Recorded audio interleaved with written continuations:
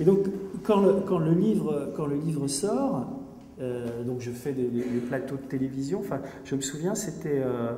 alors, le 7 juin, un journaliste du Parisien me téléphone et me dit voilà, j'ai appris que tu sortais un livre, puisqu'on se tutoie. Donc, je dis oui, mais moi j'ai pas envie d'en parler, tu le liras, enfin, etc. Non, mais dis-moi quand même, et tout. Je dis mais non, mais j'ai pas envie que tu l'écrives, je te promets, je l'écris pas. Enfin, et donc je lui dis, bah écoute, fatigué, enfin je lui dis, écoute, dans mon bouquin, il y a toute l'affaire, je décris à quel point Laoud est un menteur et un escroc, j'explique que les listings ont été falsifiés sur la base de listings que j'avais remis, etc. Et lui reprend dans le journal du lendemain, du surlendemain, les propos que j'avais tenus. Et à ce moment-là, je ne sens pas qu'un piège absolument infernal va se refermer sur moi.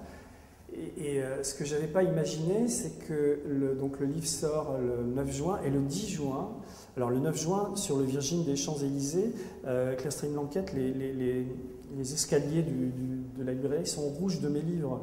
Et on pense qu'on va casser la baraque avec le livre, ce qui était possible. Il y avait un gros lancement, mais ce qu'on n'avait absolument pas imaginé, c'est qu'en France, dans ce pays démocratique, où les journalistes défendent la liberté de la presse, un livre soit interdit à la vente. Et ça, j'avoue que je m'attendais à tout sauf à ça. Donc, dans les grandes succursales de librairies de la Fnac Virgin, les bouquins ont été retirés de la vente, et j'ai des témoignages de gens qui sont parus sur Internet où des types achetaient mon livre et des chefs de rayon leur enlevaient des mains en disant on n'a pas le droit de le vendre. Et donc ça, c'était quand même très particulier comme monstruosité.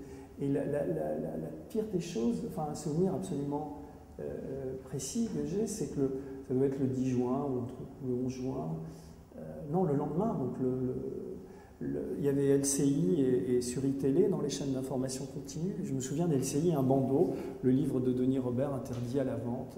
Et ça passait.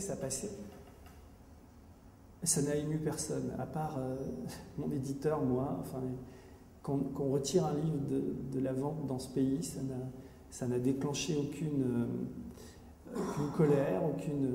Et ça, c'est quelque chose de je ne l'ai pas analysé tout de suite, mais c'est un sentiment très... c'est quelque chose qui m'a un peu cassé, quoi, parce qu'après, quand vous vous retrouvez...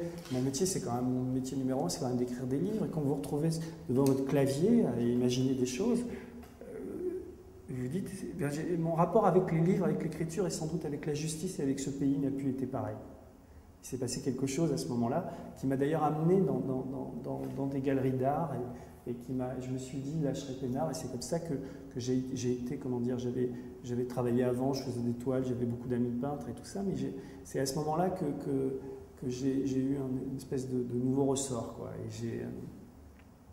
et je me suis senti libre, plus libre à faire ces toiles, et d'ailleurs, l'histoire devient après formidable, parce que ce qui va être monstrueux, c'est de voir les mêmes banquiers qui me faisaient chier, qui achetaient mes toiles. Enfin, ça aussi,